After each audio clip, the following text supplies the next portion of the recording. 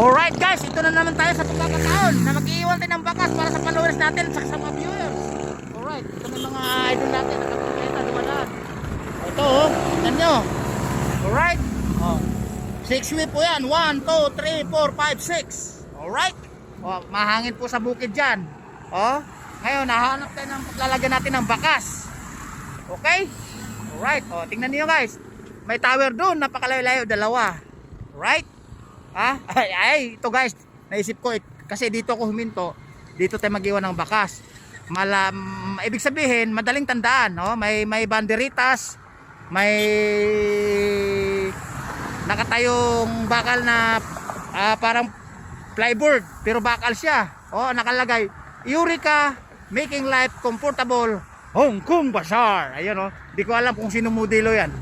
Oh, mayroon siyang electric fan, mayroon siyang washing machine, oven, rice cooker, at saka yung panggiling. Ayan ah. Hindi ko alam yan. Panggiling, oh, ayan ah. Diyan tayo mag-iiwan ng bakas.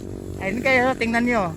Napakadaling tandaan kasi yung bukid, dinapaan na ng bagyo o hangin. Kasi dinapaan ng dumapa yung mga palay. Kasi dinaanan na pala ng hangin. Ayun oh. Yung lugar na yan. Okay? Ayan o, tingnan mo. Ayan, mayroong nakahinto guys. Mawang nasusundan tayo ng bakas ah. Right? Ayan o. Nasusundan tayo ng followers natin. Delikado. Ayan guys o. Ayan. Mukhang nasusundan tayo ng followers natin ah.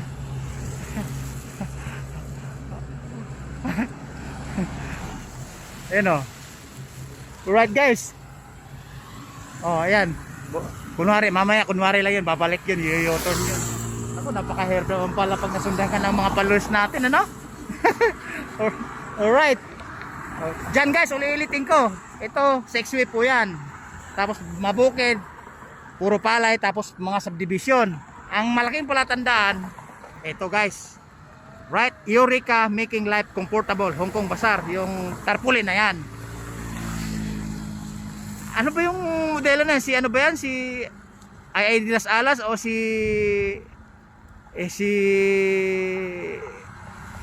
sino ba yung bakla na yan ng bayot? Yung si Vice Ganda? Ayan, di ko maisip kung sino yan. Basta yun na. Alright guys, oh. Pogi, pahiram ng pera.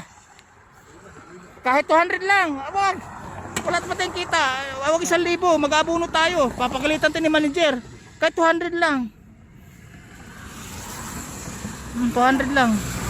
Nako, puro na nga tayo abuno para sa followers at saka sa natin. Sa followers at sa viewers. Alright. O guys, ito. 200. 250. 100. O di bali 200. Alright. Sabi ng anak ko 1,000 daw. Hindi po pwede. Kami ang mawawalan ng bakas. Mawawalan ng pondo. Right? O. Right guys, diyan na tayo mag-iiwan. Sa dalawang post, dalawang poste na yan. Yan. Diyan tayo mag-iiwan. Right? Alright, hanap tayo ng lalagyan. Ito sa, ayun, ito, maganda to. Ito guys ha, ito.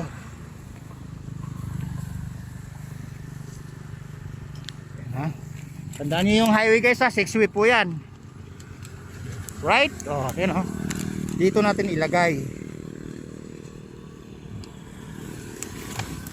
Dito sa na to, yan. Yan. Dito tayo mag-iwan ng bakas. Kasi nasusundan kita ng followers kanina, nakahalata umalis eh. Alright, dito guys. Yan, sa poste na yan. Ayan ha. Ayan oh, tatabunan natin. Parang may dumaan na lupong. Ayan na. Palayo ako. Ayan oh, tandaan nyo guys oh. Ayan oh. Again, Eureka, making life comfortable, Hong Kong Bazaar. Hindi ko alam kung sino modelo yan. Pag nakahula kayo sa modelo na yan, sige. I-comment nyo lang sa comment section ko. Right? Okay. Mga followers at saka viewers, ito na yung hinahanap nyo. Yung kahilingan nyo. Galaw-galaw na dyan. Alright. Take the place. Babu.